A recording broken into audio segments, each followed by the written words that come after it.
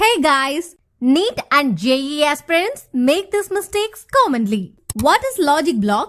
Example, a body has a charge of Q equal to 4.8 into the 10 power minus 20 coulomb. Find the value of number of electrons என்னன்னு கேட்டா உடனே நம்ம பசங்க Q equal to NE ஃபார்முலால N equal to fraction of QE னு போட்டு 0.3 னு answer கொண்டு வந்து ஆப்ஷன் A வை டிக் பண்ணிட்டு மார்க் கன்ஃபார்ம்னு நினைப்பாங்க. ஆனா அங்கதான் பெரிய லாஜிக் பிளாக் இருக்கு. ஏன்னா பிசிக்ஸ்ல லாஜிக் வேலிடிட்டி இருக்கணும். Quantization of a charge means charge has an arbitrary value. That is an integral multiple of number of electrons. This all the students knows very well. ஆனா அதை apply பண்றதுல தான் ப்ராப்ளமே.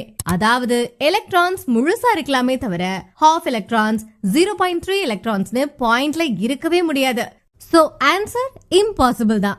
ஃபார்முலால answer வந்த உடனே பிளைண்டா திங்க் பண்றதா logic black. இனிமே numericals போடும்போது அதுக்கு பின்னாடி இருக்கிற பிசிக்கல் மீனிங்கையும் ரெஸ்ட்ரிக்ஷன்ஸையும் ஆல்வேஸ் செக் பண்ணுங்க. நம்ம 12th பிசிக்ஸ்ல இந்த மாதிரி அரௌண்ட் 120 லாஜிக் பிளாக்ஸ் இருக்கு.